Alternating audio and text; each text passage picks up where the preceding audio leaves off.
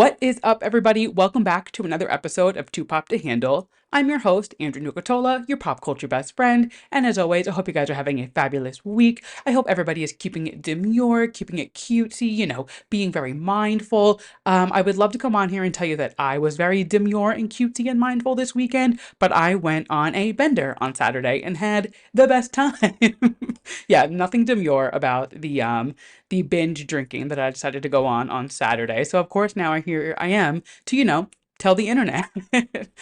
One of my coworkers is leaving the office and she's moving, so she won't be here anymore. I'm so sad. But she was like, the only thing I want to do before I leave New York is go to a drag brunch with you. And as the head gay in charge of my office and the only gay man at my office, obviously I had to make sure it was one for the books, and one for the books it was. We ended up going to Rise Bar, which is just like a very popular bar in Hell's Kitchen. Any of my New Yorkers and my gays listening, we've all been to Rise Bar. We've all blacked out at Rise Bar. Rise Bar is actually where I infamously blacked out the Thursday before Pride weekend. If you listen to that episode where I was talking about the bender I went on there, Rise Bar and I, we have a complicated relationship. I've never left there not on the verge of a blackout or blacked out. I don't know what it is. Something about the energy within that space. I just instantly turn into Andy, my drunk persona, and I'm a new bitch. I don't know. I don't know. Something in their drink, something in the air there. It just makes me want to go feral. So we headed to Rise. We did a drag brunch, and lucky for me, in this pop girl summer era I'm having, it was a chaperone themed drag brunch, and it was so much fun. It was hosted by Skywalker and Izzy Uncut, which I've seen them a ton. They're just like premier local queens. They're pretty much everywhere. I've seen them in the Village. I've seen them here, there, everywhere. If you are ever looking for a good fucking time and a good drag brunch, make your way to Rise for the Rise and Shine brunch. It was so much fun. I think they do two seatings every weekend. So they do Saturday at, I think it was like noon and 2:30. You can get an early one if you want to sleep in a little bit, get the 2:30 show. It was so much fun. We had a blast. Killer mimosas. My glass was never more than like a quarter way empty. They were keeping these bottomless mimosas bottomless, and it was so much fun. I loved it. So I had to come on here and, share the good news with you guys, as if going to drag brunch in Hell's Kitchen is groundbreaking information. But maybe some girls out there, maybe you're not from New York. Maybe you're looking for a good time next time you're here, and now you know. And on top of that, anybody coming to New York in the next few months, I just need to warn you. I need to address the elephant in the room, because if you did not see, if you don't follow me on my personal Instagram, I shared something to my story this week that is so incredibly terrifying, and I don't know what twisted individual decided this is what New York City needed, but they are installing a 16-foot pigeon statue on the High Line. I have so many questions. I am staying clear of the High Line and for the foreseeable future. You will not catch me near the High Line while that monster of a statue is up. I am terrified of birds to begin with. They are just like, they're not my thing, not my cup of tea. Always have been. I've tried to come over it. I've tried to figure out, why. I know where it stems from. I was in a pet store when I was a kid, and a parrot got out of its cage, and I was nose to beak with this motherfucker, and it squawked in my face. I was like 2 years old. I swear I can remember it. I can like see down the parrot's throat to this day. It was traumatizing. It ruined birds for me from that point on. I just don't fuck with birds. And when I saw that they were adding a 16-foot fucking pigeon statue to the High Line, there are so many pigeons in New York. Why are we adding more? Real or fake? Why do we need more? Why are, like, I don't know. I don't know who thought of this. I don't know why they're doing it. It seems like a personal attack. And I am just like, I don't know. I needed to warn you guys, because like if you like me are afraid of birds, steer clear of the High Line from like October. I don't know when it even ends. I'm like too afraid to look it up, because I'm like, what if it's there forever and I can never walk on the High Line? We'll cross that bridge when we get there, but I just needed to, spread the good word and let you guys know that like they're coming after us bitches who are afraid of birds, and they're ruthless. They have no shame. They do not give a fuck. They're laughing at us. They are literally laughing in our faces and being like, "Oh, you're afraid of birds? 16-foot pigeon. So that was my weekend and that was my, nightmare come true. But yes, I hope you guys are having a fabulous week. We have a lot to talk about this week. I am very excited. So much TV news, so much Freaky Friday 2 news, or should I say Freakier Friday. There's so much to go into. So let's hop in. You guys know the drill. We kick off the show with my moments from the week that were just a little too pop to handle. Some rapid fire pop culture moments, kicking it off with my favorite kind of news to share at Too Pop to Handle, concert news. First and foremost, Sabrina Carpenter performed at Outside Lands this weekend, which is in San Francisco. Chaperone performed, Renee Rapp performed, everybody did fabulous. What else is new? But Sabrina Carpenter, she's gearing up for this album. She is just like the it girl of the moment, brings out no other than Kacey Musgraves. And I didn't even like think of this because I was half asleep when I sent it to my best friend, but I sent it to my best friend Ashley because she loves Sabrina and Kacey as well. And she was like, wait, this duo makes so much sense because Slim Pickings, her new song that's coming out, literally could be a Kacey Musgrave song. Like it sounds so much like Kacey's vibe. And I was like, wait, you're a genius. Like I have trained you so well to, put these pieces together before I even do. And so they came out, they did these boots are made for walk-in. They killed it. The two of them together was just like the blonde and the brunette or the dark hair together. It was just like a yin and a yang situation. I loved it. It was so good. Sabrina just she knows what she's doing. She is so smart. This whole rollout, rolling from the Eras tour into these festivals, she's gonna go straight into her headlining tour next month. Like she is just on fire. And when I say she's on fire, I mean it both literally and figuratively, because if you did not see the video of her pretty much getting torched, they tried to light our little 4'11" blonde bitch up at the end of her set. She went running off the stage. She was screaming. It wasn't funny because of like the implications of her getting burned by a firework on stage. Obviously not funny.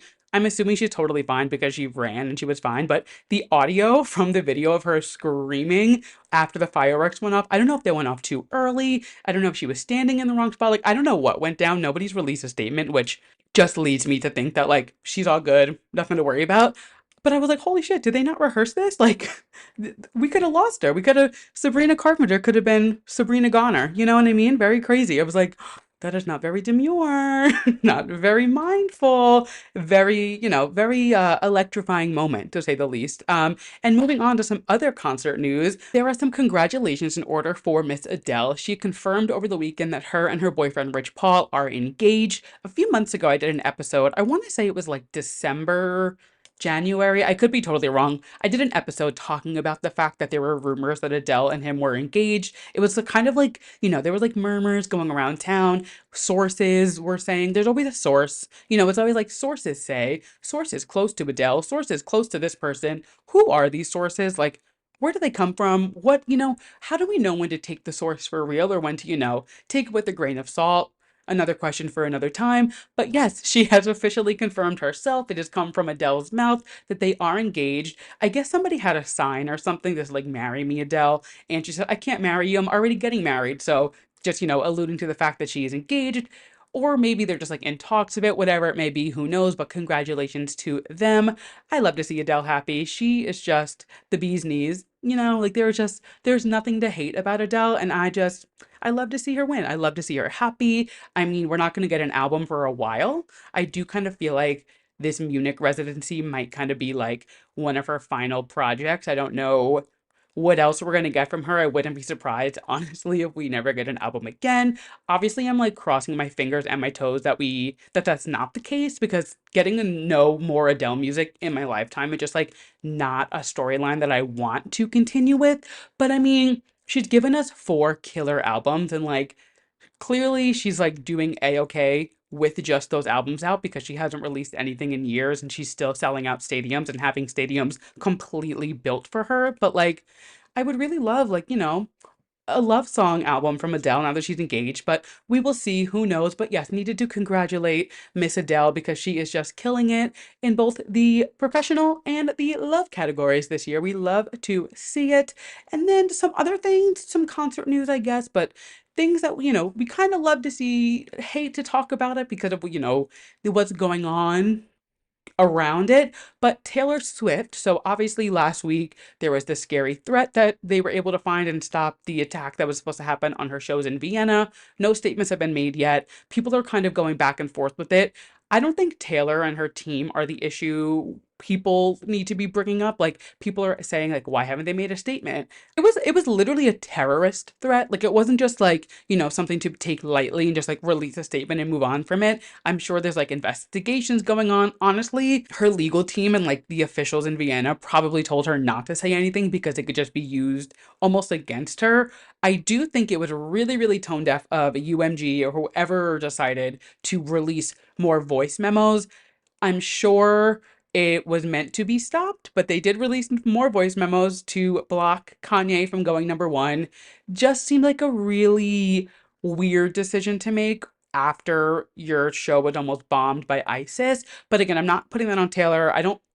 I genuinely think like it was planned to be released, and in the mix of everything, it just kind of like slipped under the rug. That's what I want to believe. I obviously don't think Taylor is like pushing new music and not considering the fact that like her fans and her could have been severely hurt, if not killed. But yeah, definitely little strange, a little tone deaf poets department over the weekend there. But Taylor is in London. She is gearing up for five shows, I'm sorry, at Wembley Stadium this weekend. So I'm, curious what she's gonna say, if she's gonna say anything. Who knows? She was seen out and about last night. Apparently she threw a party to celebrate the Eras Tour team. I'm thinking it's been a very close-knit, week for her and the dancers and the band and the staff and everyone, just they've been on this journey for so long together at this point, and to have that happen to people that you were with every single day for, God, March will be 2 years. So we're going on, it's a year and a half at this point. Like,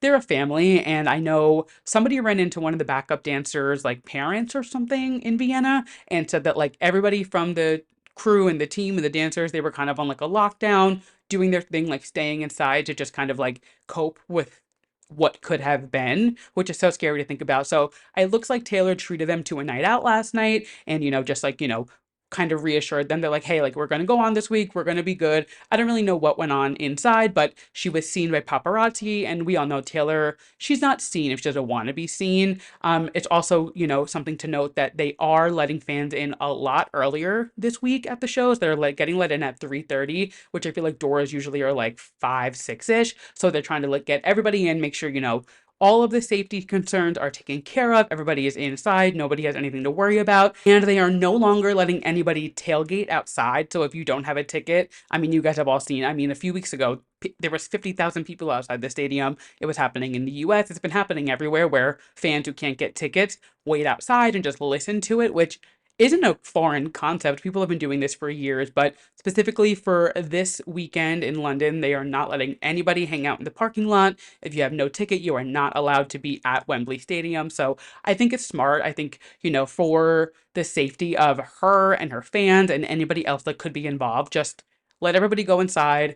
Give the extra time to security, get there early, get your bag checked, do your whole thing. I'm pretty sure they also started doing like smaller bags. You're not allowed to bring in anything too big anymore. There already were these restrictions, of course, but I think they're really doubling down, which I 100% think is the best way to do it. But yes, so we will see, obviously we'll talk about it next week. The shows, there's 5, so it's got to be is I guess Wednesday, Thursday, Friday, Saturday, Sunday, maybe? I should have looked that up. I'm a bad podcast host.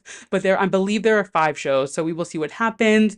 Very scary, what could have been, but I'm happy to see that they are not letting this, rain on their parade and they are continuing to push on. I'm sure her and her team are like taking every safety measure that they can to make sure that they're safe, the fans are safe, everything going on is all right. And yeah, I'm just, hope everybody has a fabulous time at the Eras Tour this weekend. We're getting to the end of the tour, which is really crazy because I feel like, I mean, like I just said, it's almost 2 years. March will be the 2-year anniversary of it starting. And I'm like, wait, it's coming to an end. Like, we only have, what is it? We're in August, September, October, November. We have 4 more months of the Eras Tour left. That's crazy. Very wild. I felt like it was a tour that would never end, but that being said, moving right along, this next moment that was just too pop to handle kind of comes with two, it's like a 2 bangs for your buck. Because when I saw this headline, there were 2 takeaways from it. The first thing was, Did everybody know that Elle King was Rob Schneider's daughter? Was I the last person to find out? Because I had no idea that she was a Nepo baby. And as somebody who, one of my favorite pop culture niches is Nepo babies, I feel so disappointed in myself that I didn't know this sooner. I had no idea. And this headline came out. We'll get into the headline in a second. But it said, it was like, Elle King speaks out on blah, blah, blah about father Rob Schneider. And I had to take a second and be like, you mean the dude from the Adam Sandler movies, Rob Schneider? Like, there's got to be a different Rob Schneider. Sometimes with these Nepo babies, like, you don't know who their famous, father or mother is. Like Ben Platt, like his dad isn't the most like famous face. Like you might not recognize him out and about, but he has literally directed some of the most iconic movies ever.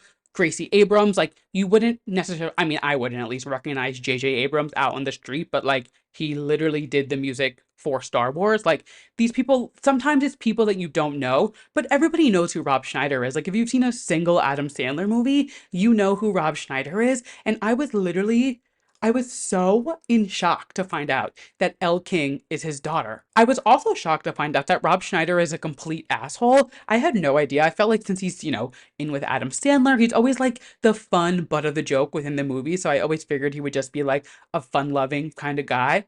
Absolutely not. So the headline that came out, Elle King, I don't think the episode's come out yet, but she's going to be on Bunny XO's Dumb Blonde podcast. And apparently, well, not apparently, literally, she got sent to fat camp when she was younger.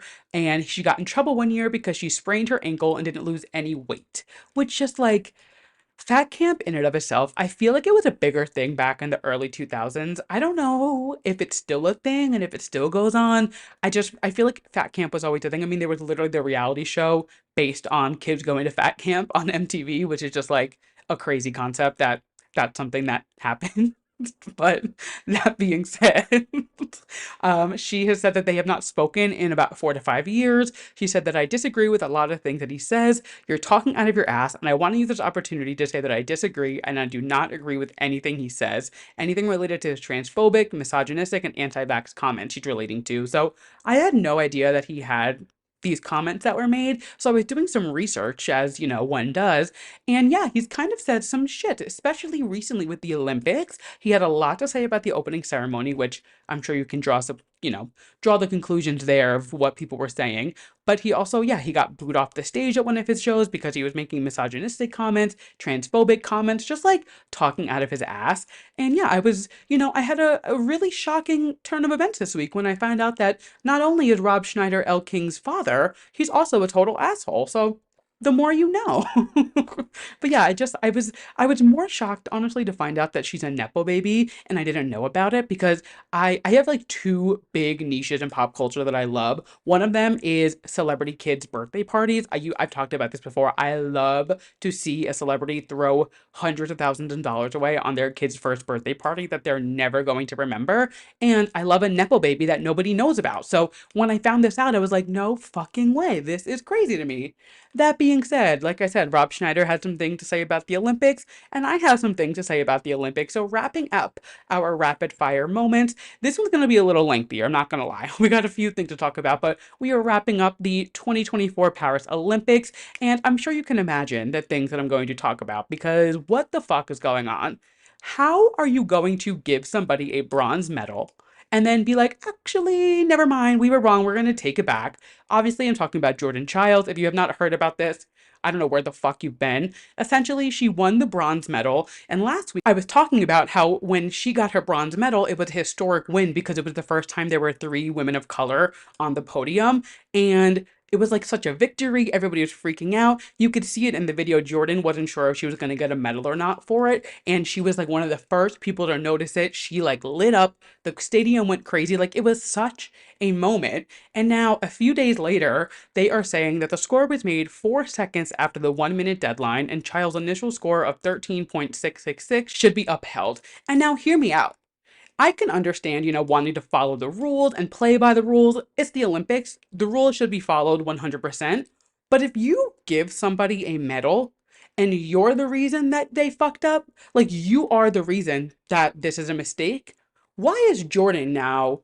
Why is she the one that has to suffer and like give back her medal? Why, like, in what world does that make sense? The judges fucked up. So now Jordan has to have this moment taken away from her. I mean, granted, that moment will never be taken away from her. I mean, it's one of the most like iconic historic Olympic moments that will go down in history now. It was huge. And I mean, at the end of the day, if they end up giving this medal to the other girl, like it kind of sucks that she has the medal and they're going to remember that moment where it was Jordan, Rebecca, and Simone standing up on the podium, literally making Olympic history together. So, like, I hope you have fun, you know, make your bed and sleep in it, I guess. But I also, like, my next question is if Jordan ends up getting her medal taken away from her, does she send the medal back? Like, how does that work? Are they like, does she have to mail it to them? Are they going to come get it from her? Are they going to send her like, you know, a prepaid label? Does she get to do like an Amazon drop off? You know, like you get to go to Whole Foods and drop your package off without packaging, just scan your QR code. Like, how do they go about physically retrieving the medal from Jordan if they do decide to go through with this decision and take it away from her? Like, how do they go about getting it physically back from her? That's what I want to know. Very, you know, lots of questions. Also, I'm very happy to see that the US gymnastics team is pushing so hard to make sure that she keeps this medal, but it's still fucked up. Like, she still killed her routine. Why are you trying to take this medal away when you were the issue? Maybe these judges should lose their jobs. Like, maybe they should be the ones not judging next time because clearly they can't judge accordingly because if they did, we wouldn't be in this predicament to begin with. So, just like a mess. I don't know. I just like it just blows my mind that like they're able to go back and like retroactively critique people's routines. Like, if the score that you give them in that moment isn't the score that's going to stay, why are we scoring them in real time? Why don't we give them, like, you know, do their routine and then an hour later you guys give the scores? It just something seems weird. I don't know. And if that's the case and like if she does end up having to unfortunately give back her medal, like I hope come LA 2028, excuse me, they end up changing it and it's like, all right, we're not going to give out the scores right away. It's going to be maybe they do like a ceremony later in the day or something where they can really look at these routines because like to give somebody this medal and then take it away from them is just like I would raise hell. You would have to pry that medal out of my dead fucking hand. You would not find, I'd lose it. I don't know where it went. Oops, sorry. I don't know. I don't know. Can't find it. Must have lost it.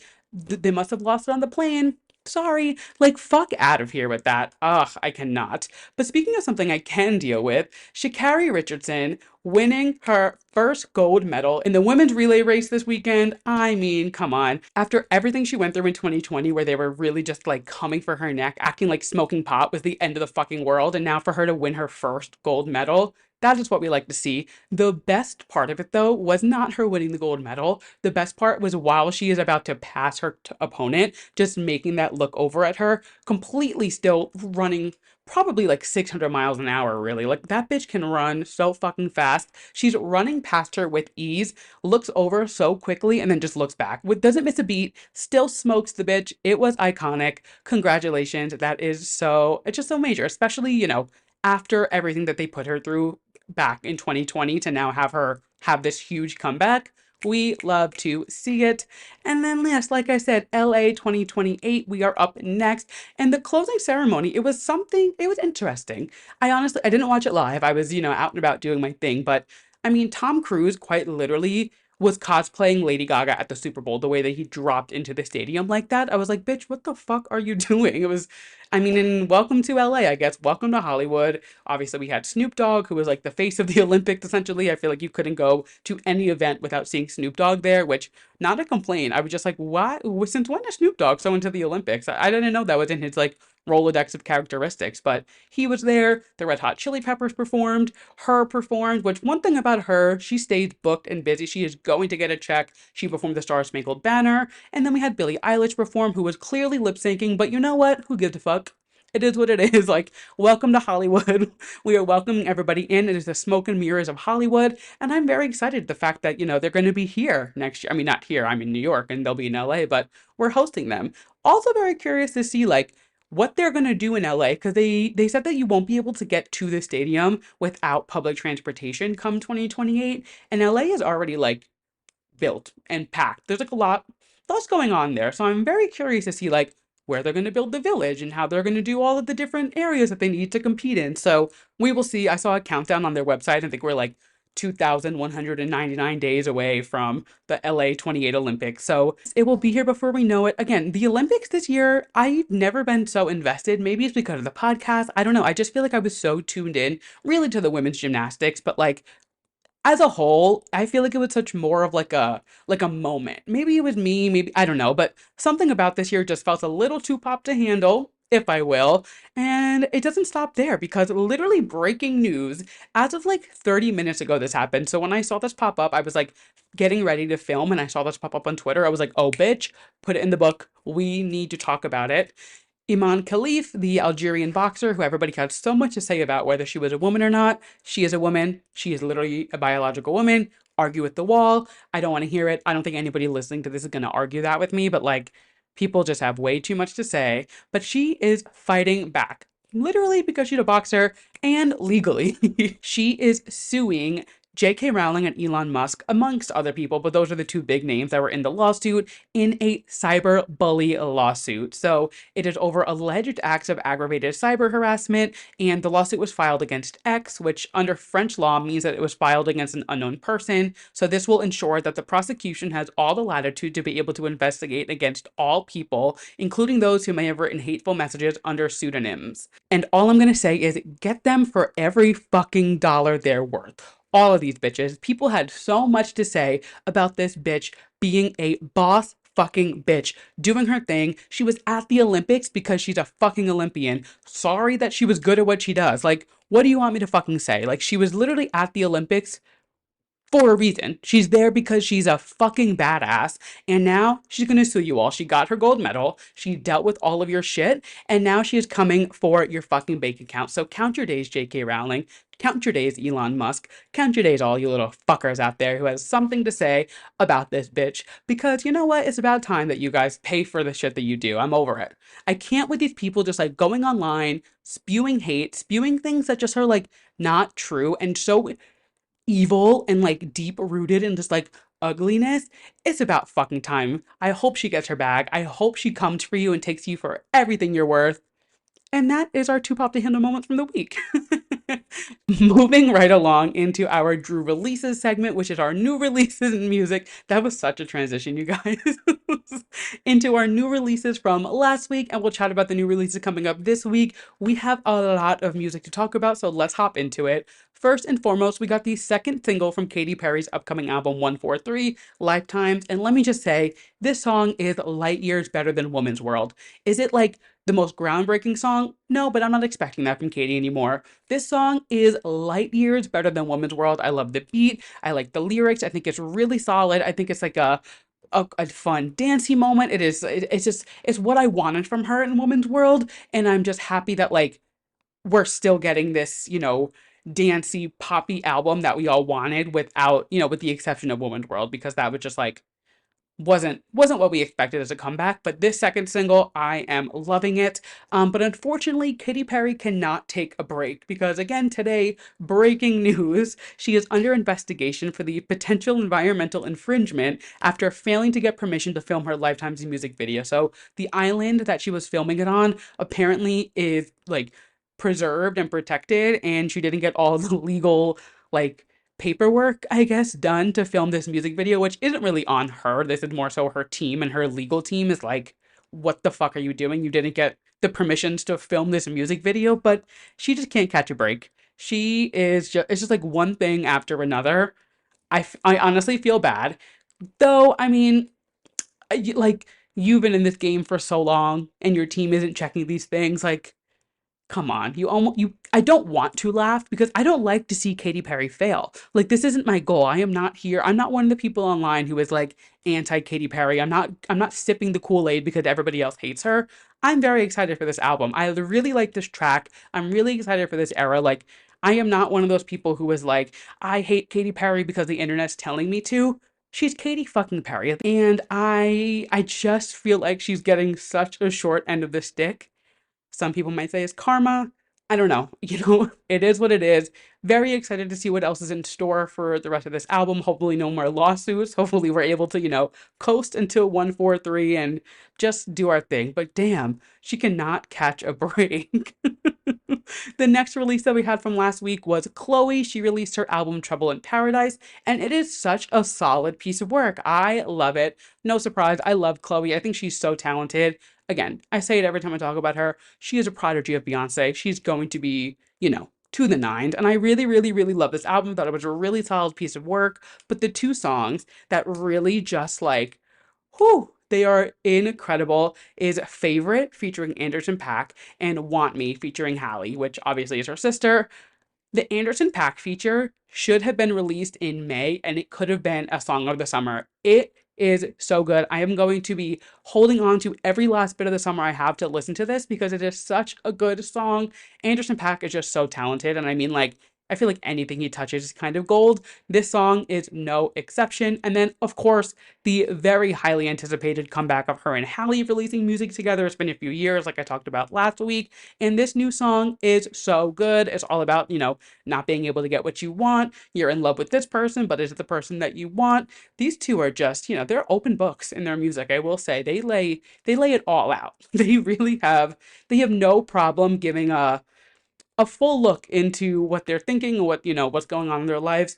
Their voices are just like made to be sung together. I hope this like lights a fire under their ass and they release another project together because my God, I love when they do music together. I love them solo. I love them together. I love this album. If you're looking for just like a solid like R&B project to listen to, I cannot recommend this album enough. It is Trouble in Paradise, Chloe Bailey, another album in the book. She's just so good at what she does. We love to see that. And then the final release, I saved the best for last because Miss Addison Rae, the pop star that you are, the icon that you are, I bow to you. Diet Pepsi dropped on Friday and it is incredible.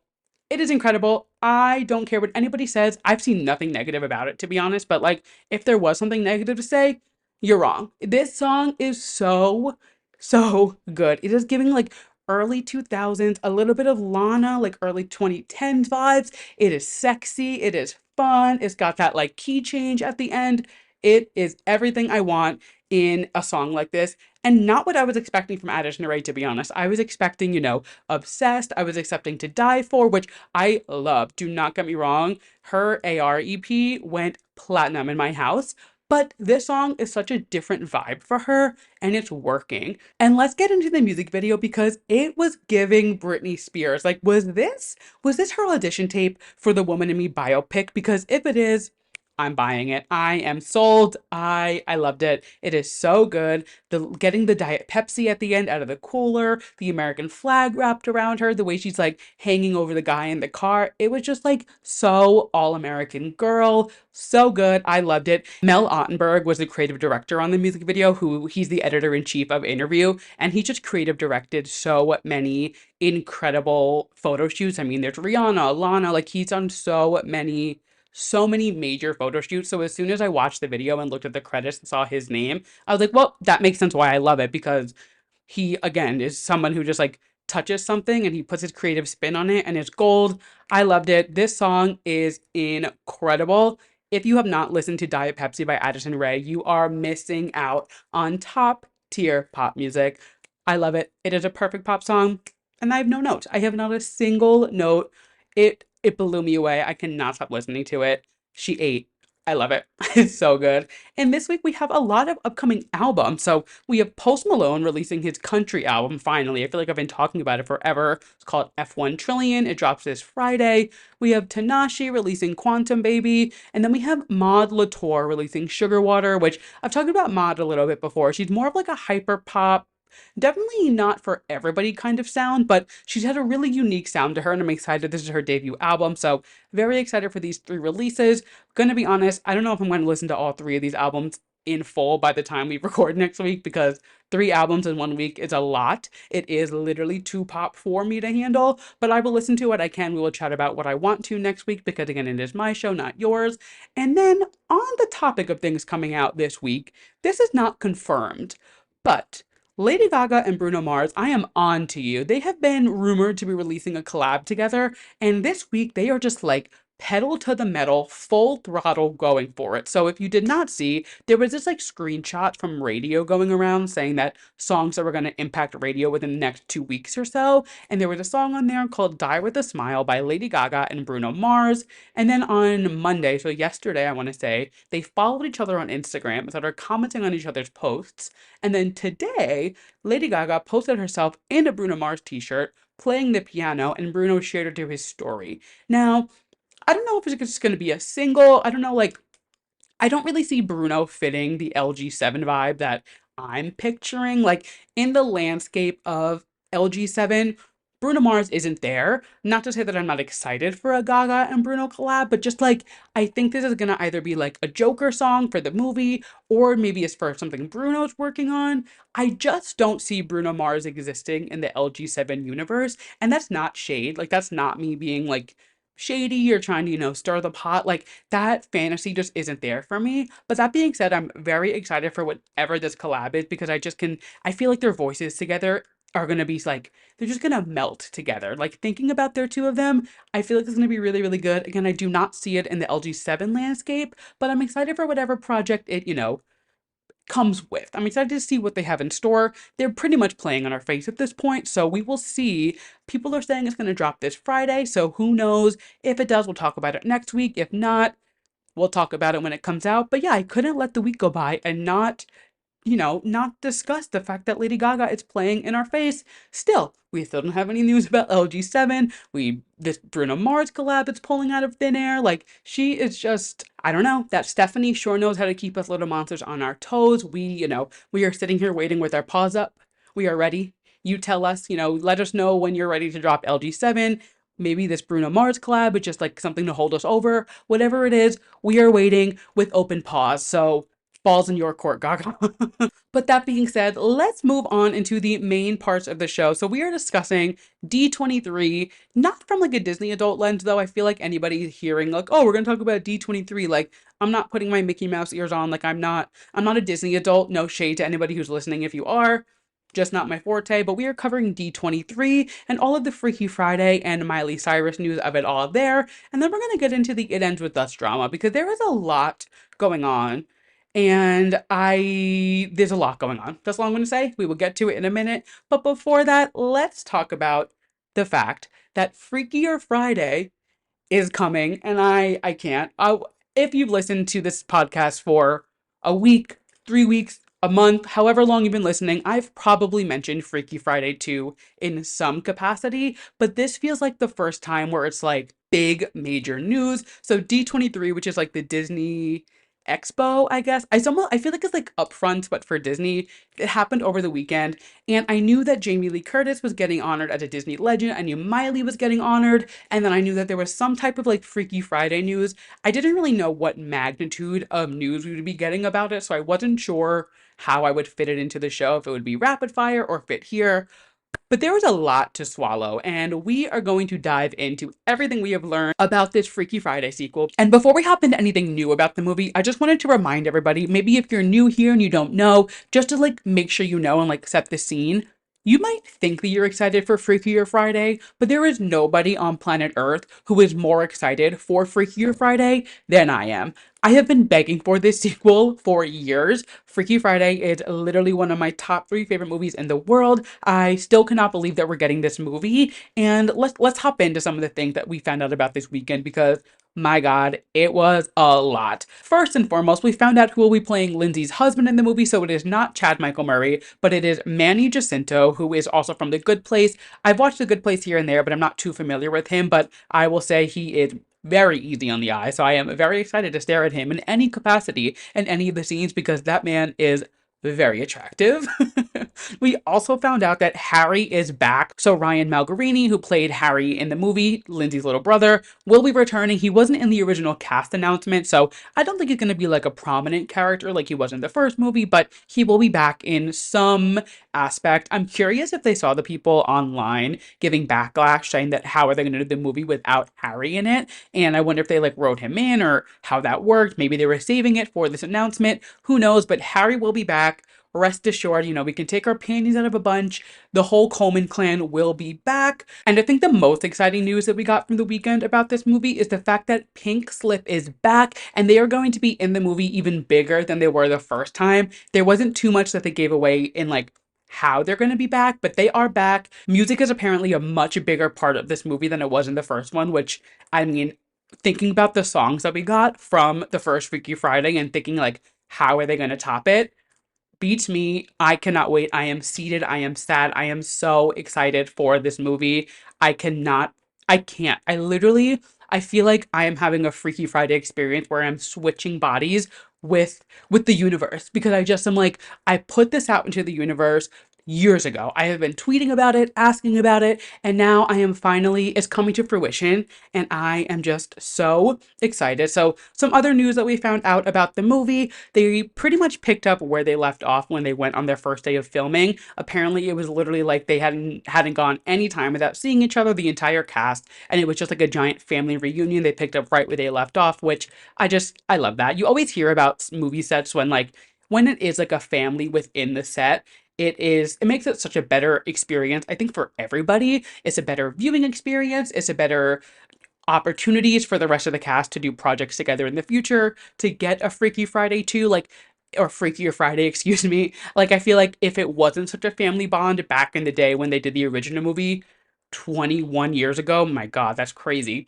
There would be no Freaky Friday 2 because there would be no want to do it. And the fact that it was such like a family bond on set between everybody just really makes it even more special. The fact that everybody's back all these years later. We also found out that the switch might be happening between multiple people. There's that clip that came out of Jamie Lee Curtis, so Tess and Anna Lindsay, and they're screaming in front of the mirror, recreating the scene from the first movie.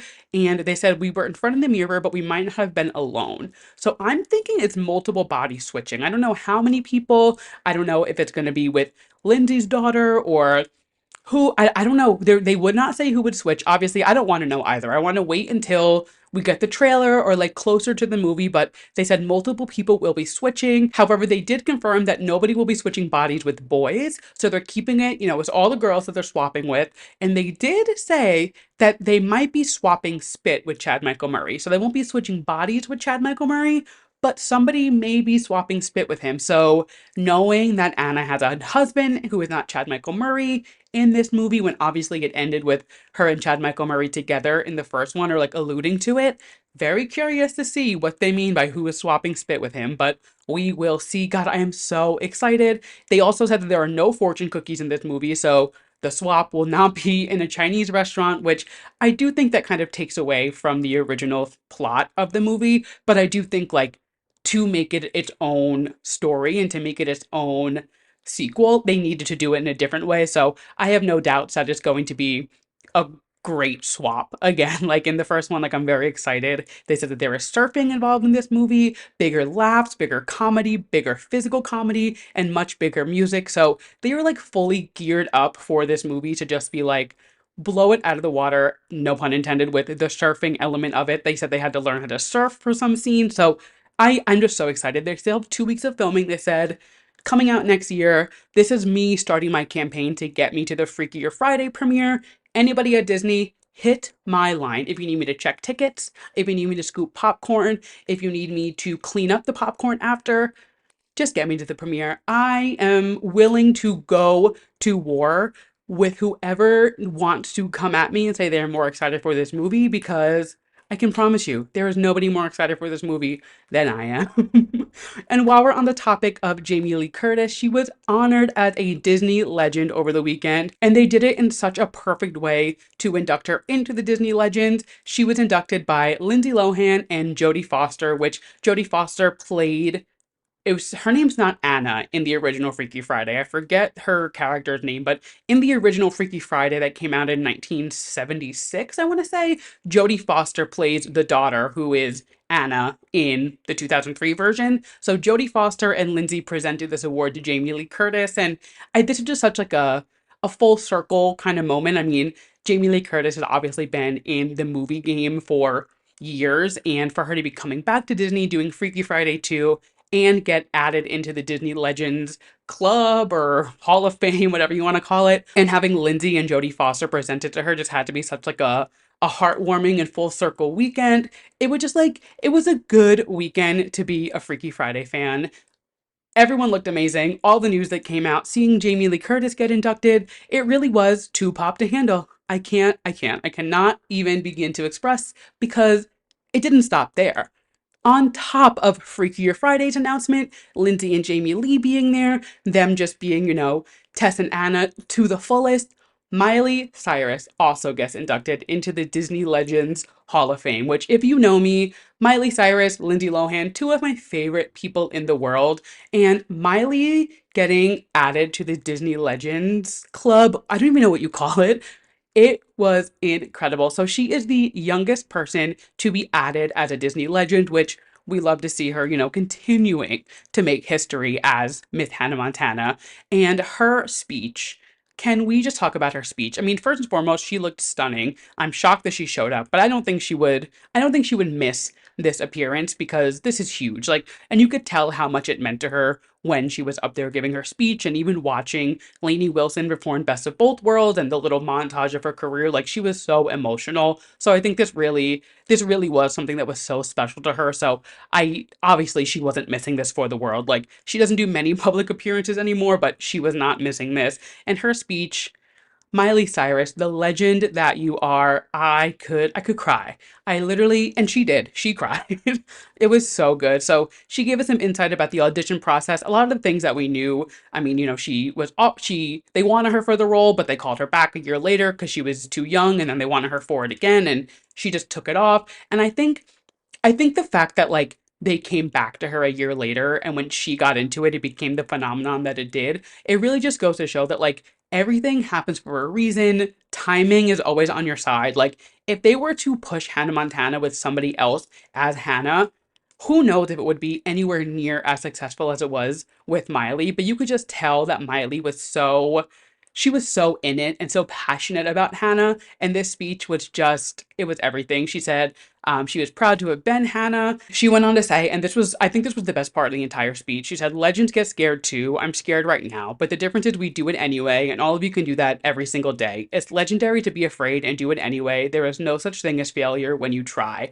And I think that just pays such a nice tribute to her career. She has gone through so many phases, so many eras. She made a joke about like the Bangers era, the Dead Pets era. She was like, something I wasn't fully there for a few years, 2013, 2016, but she tried, she did her thing, she put her feet in some other water, and for lack of a better words, you'll always find your way back home. It was so full circle. As somebody who grew up loving Hannah Montana, and like honestly, I don't think I would be doing a pop culture podcast had it not been for early Disney Channel stuff. I was obviously super into like Y2K culture and everything like that. Britney, obviously Lindsay, Hilary Duff, all of that. Like I loved Disney Channel and the Y2K of it all before that. But I think with social media and like, everything that came up with the Hannah Montana era, High School Musical, the Jonas Brothers, like all of that early 2000s Disney that like kickstarted into social media and carried us into the 2010s, like really was such like a defining part of pop culture and my like fascination with it. So it was a full circle moment, like watching her give her speech and then being like, wow, I get to talk about this on my podcast that I love doing and I've wanted to do for so many years. It was a little full circle moment and I loved it. I love Miley Cyrus so much. She's always been a legend in my eyes, but the fact that she has it now, like officially, we love to see it. She is just the bee's knees. I love her so much. And moving on to our next topic is kind of a change of hearts. We are talking about the It Ends With Us drama. And my God, I'm going to keep this as concise as possible because honestly, like, it is getting to a point where I am like, can they wrap this fucking promo up? Hi, editing Andrew popping in. Literally while I was in the middle of editing this episode, a statement came out that Justin Baldoni hired a crisis PR firm, and not any crisis PR firm, but the crisis PR firm that represented Johnny Depp in the Amber Heard case. So I'm not going to get into it on this clip because I need to finish editing and get this episode uploaded so I can take my ass to bed. But Just know that that news broke after I recorded this upcoming segment, and I'm gonna have to, reshuffle some thoughts before I get to an end consensus on the It Ends With Us saga. Last week, I was talking about Blake Lively being on the September issue of Vogue, and I was all into it. I love Blake Lively, do not get me wrong. I loved Gossip Girl. I mean, I think her and Ryan are such a cute couple, but the past week or so, the tables have turned. Oh, the tables have turned, and I'm feeling a little iffy about them. I don't know. Something is weird, and people are opening up my eyes to like something is not right. So if you do not know, Colleen Hoover's book It Ends With Us was bought by Justin Baldoni, or the rights to it rather were bought by Justin Baldoni back in 2019 to make the movie, and it has been in the works since then. It just came out. There was obviously it was like a big push. This book is like huge. People love it. Little controversial of all the things going on in the book, and we'll get into that in a second, but this was a very anticipated movie. Now, we had seen a lot of going on while they were filming it. Blake Lively in these like kooky, crazy outfits. Like nobody really knew what was happening. And then the press started, and it was pretty much Blake Lively's press tour and nobody else's. She was pushing her new hair care line. She was pushing her non-alcoholic beverage line. She was pushing Ryan Reynolds' movie. Like she was doing everything but talking about this movie, which is fine to do when the movie isn't literally about domestic violence. And I think that's really where like the questions start to raise, because this movie is fully about a domestic violence situation. And nobody is doing the press as if it's a movie about domestic violence. They're pushing it like a rom-com. And, they're talking about this love story and it's this and it's that. And the only person who wants to discuss the fact that it is a domestic violence movie is Justin Baldoni. And he is getting completely shunned by the entire cast. So he bowed out of all press. He didn't do any, appearances. He did no interviews, nothing, pretty much up until release week, where he showed up to the premiere, still didn't really make a splash. All he wanted to talk about is the story and the importance of the movie, which I don't blame him. I put it this way. If you were to go into this movie thinking it was like a lighthearted, beautiful rom-com, and for it to end up being about domestic violence, it would it would definitely shake you up a bit. Like if you don't do your research, which let's be real, most people going into a movie starring Blake Lively, they're like, oh, it's gonna be a light, it's gonna be a cute rom-com. It's pitched as a rom-com. If you go into that movie, God forbid, if you've gone through anything like that, it could trigger somebody into another like sphere. You know what I mean? Like, and I know, you people get like you can't blame your triggers for other people, and like you should do your research, things like that. That I understand. And I've seen both sides of it. I've seen people like arguing both sides. But the fact that today Blake Lively finally decides to post something about domestic violence, and she has her stats on her Instagram story. She's like, 1 in 4 women will experience a domestic violence, da da da. It just seems so strange that after all of this, everything going on, Justin Baldoni finally gives an interview. It comes out Friday morning, I believe. It literally came out the day the movie came out. And when he was asked if he'll be directing the sequel, he said, no, I think Blake Lively's fit for that role. Clearly, she is trying to clean some mess up, and she is trying to tighten the loose ends there. And I'm definitely skipping some things. Like, I'm definitely not fully giving the story, but like, that's the TLDR. Something is weird about this movie. In any other life, I would be on Blake Lively's team. I was like kind of blindsided to anything she did. I love her. I think she is so talented. She is talented. I don't dislike her, but I'm definitely leaning a little bit more towards Justin Baldoni. I feel like there's something going on behind the scenes that nobody knew. I mean, there's definitely Blake and Ryan definitely stepped in and like overshadowed him as a director and kind of tried to like take the reins from him.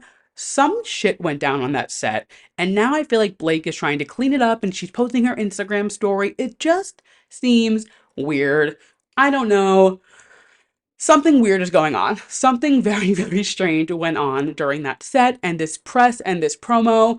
And I honestly commend Justin Baldoni for speaking up about it and being the one who was vocal about it. Because Blake Lively and Colleen Hoover, all they wanted to do was release a fucking coloring book, put flowers on the cover, and be like, it's a rom-com. It's a movie to watch with your girlfriends, when it's literally about domestic violence. So I'm going to leave it at that. We're going to move on because I have been talking for so long this episode. I mean, it's a podcast, that's what you're here for, but holy shit, we still have some TV news to dive into. Not too much, though. Haven't watched anything. I am still behind on all things Drag Race. Global All Star starts this weekend, and I am nowhere even, haven't made a dent in Canada versus the world. I'm sorry. I apologize. I am such a bad podcast host, but it is what it is. We have such a stacked fall upcoming of TV programs. Today alone, we got the Selling Sunset Season 8 trailer, which will be back on September 6th, and we got the Real Housewives of New York City trailer, which will be back October 1st. Let's hop into Selling Sunset quick. There's much less to talk about Selling Sunset than there is RHONY, so we'll get that out of the way, and then we'll get into RHONY. So Selling Sunset, the girls are back September 6th. It is in 2 weeks. It is, or 3 weeks rather. It is so soon. I am so excited. If you're new to the podcast and haven't been listening for a while, I did recap Selling Sunset season 7 back whenever that was, and I guess in the winter. It was earlier this year we talked about it. I'm very excited to have this new season back. I actually think I might have recapped season 6 as well, because I started the podcast last October, and I think Selling Sunset had just premiered when I started. Regardless, it's at least my second, maybe my third Selling Sunset season that I'm recapping, and I am so excited. I think the big thing from the trailer is the fact that we're gonna get a glimpse into Chelsea's divorce. They were clearly, the girls were talking about it. There's this scene with her and Bree where Bree's like, "Don't shoot the messenger, but I'm the messenger." Chelsea's sitting there crying. Her face card looks insane, and she has, the tears rolling down her face. There's some other stuff going on, obviously, but I think the big takeaway from the trailer is that we're going to get a glimpse into Chelsea's relationship and her divorce. And in previous seasons, like, her and her husband seemed like they were like the best of friends. It was her first Tinder match. She always would say like, "Oh, I moved to LA. He was the first person I went on a date with from Tinder, and now we're married." And I think that was like the most shocking divorce that could have came from the show, honestly, with the two of them, because they just seemed so solid. I don't know. They always talked about each other in such positive light. So I'm definitely very curious to see what went down. Obviously, divorce isn't something to like get entertainment from, but it's on a reality show, so I guess we will see. But we will, obviously that is starting sooner than later. We only have a few more weeks, so I'm very excited for that to come back. And then RHONY. So this trailer dropped today, and there is a lot to unpack. First and foremost, we have Raquel, who I've talked about before. She is joining as a full cast member, and we find out that Rebecca Minkoff, who is the fashion designer, is coming on as a friend of. What's strange to me is Rebecca is featured in the trailer so much. She almost seems like a full cast member. So I wonder if they're just like trialing her to see how she'll do as a full cast member with the girls. I don't know, but we have two new girls entering RHONY. We have one as a full-time, Raquel, and one as a friend of, Rebecca. And the girls are fighting. First and foremost, this whole Raquel Jenna storyline, we definitely saw it coming, but I feel like they're going to push it a lot. And Jenna seems so happy with her partner and things like that. So I really hope this isn't like a wedge that's going to get squeezed between that relationship. Also, Raquel is married. She has kids. Like, I think it might just be for the show and like them just being like flirty, girly friends. I don't think it's going to be anything too serious, but the way that they were kind of like lighting it up for the trailer, I was like, oh, they are trying to clickbait the fuck out of this relationship. But we will see. I'm very excited for Raquel to be joining the cast, to have her and Jenna as two queer women on the show as this representation. Very, very excited for her to join. Also, who the fuck is pregnant? If you didn't watch, they were like, somebody was going around, they were like, she had a wild night out and now she's pregnant. And then Rebecca got mad at, I think, Jessel for talking about it. Like, they were going back and forth. Erin made the comment. She was like, that's why she's not drinking, because she's pregnant. So somebody in the cast seems to be pregnant or had a wild night out with somebody. Who knows? It seems like it's going to be a pretty big like storyline throughout the season, so we will see there. I want to know what's going on with Abe and Erin. What is Abe lying to Erin about? Why is she crying to Bryn like that? But then Bryn and Erin are fighting. Bryn comes at her and says, "Oh, I suck dick to get a job," yelling back at Erin. Like, the way that Erin and Bryn go, they're so Jekyll and Hyde. One day they're best friends, one day they hate each other, and that was how it was season, I guess, 14, but season 1 of like Housewives of New York City. You know how they did that weird numbering thing? Like, that's how they were last season, so I guess they're carrying it through here. It's very much like big sister, little sister vibe, but it's like, how long are they going to play this volleyball back and forth? regardless, I don't know. I'm excited. I love this cast. I know a lot of people don't love the reboot, but I think it is fantastic. We also find out that Uba and Bryn are gonna go at it. So, um, this quote itself just like I was like, Uba, I love you. You're hilarious, but this was crazy. She said, darling, go Google my name. Naomi wishes, Giselle wishes. I am so sorry to that woman, but Giselle and Naomi, they're good. They're not like worried about your dress barn campaign, and I'm not coming at you sideways. I love Uba. You are she's one of my I'm saying this like she's listening. I don't maybe she is. I don't know. They're all very active on Instagram. I will say they are very nice, and I've chatted with pretty much all of them, and they are all lovely. But uh that like saying Giselle and Naomi wish they were you is definitely a statement to make. I was like, ah, baby girl. Like the Delulu is not the Salulu. It's a stretch. I know you're 7 foot tall and you are, you can reach a little bit higher. It's not so much of a stretch for you, but it's a stretch for the rest of us. And that, I don't know. But Bryn seems to be the one really like stirring the pot this season or just involved in the drama. Uba was even commenting today. She shared the reel of the trailer and was like, I just want to let you guys know one of my dress barn campaigns can pay for 6 months in her no view Manhattan apartment. And then Sai posted a selfie, and everybody was in it except for Bryn. So like, Bryn seems I don't know if they're singling her out. I don't know if she's like the feisty little redhead again this season. I mean, I'm sure she is because she's Bryn. Love Bryn, but like she definitely is.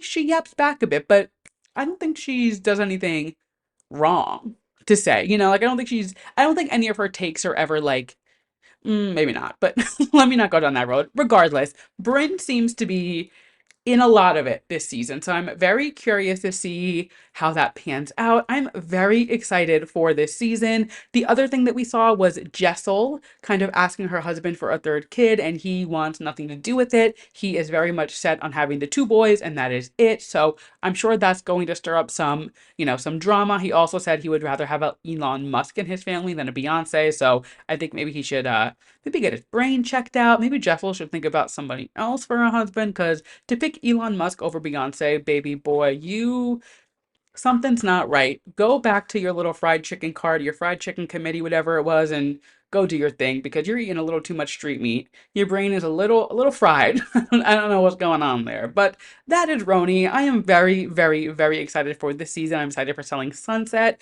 And then the last little bit of TV news. Next week, we get the Love Island reunion.